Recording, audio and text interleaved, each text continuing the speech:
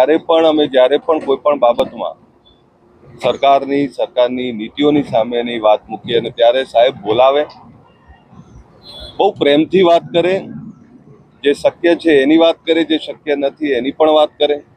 જ્યારે ધારાસભ્ય બન્યો ત્યારે પણ ખભે હાથ મૂકીને કહે કે તમે હજુ નાના છો, દીકરાઓ છો, કોઈ પણ બાબતમાં કોઈ અતિરેક કે ઉતાવળ થઈ જાય તો પણ અમને સલાહ આપતા.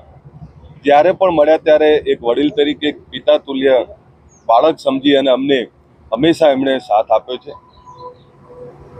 જે રીતે સાહેબનું દુઃખદ અવસાન થયું માનવામાં નથી આવતું ને ખૂબ જ દુઃખની લાગણી છે.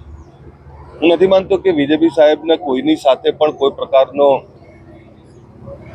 અણબનાવ અથવા કોઈની સાથે પણ કોઈ કટુતાનો સંબંધ રહ્યો હશે. એક એક ગુજરાતી આજે એમને યાદ કરી રહ્યો છે, એક એક ગુજરાતી આજે એમનો ખાલીપો મહેસૂસ કરી રહ્યો છે. ભારતીય જનતા પાર્ટીનો પરિવાર અને રાજકીય પરિવાર, રાજકીય તમામ લોકો આજે એમનો ખાલીપો અનુભવી રહ્યા છે. ત્યારે બીજેપી સાહેબને હું શ્રદ્ધાસુમન અર્પણ કરું છું અને એમના પરિવાર સાથે સંપૂર્ણ સાંત્વના પાઠવું.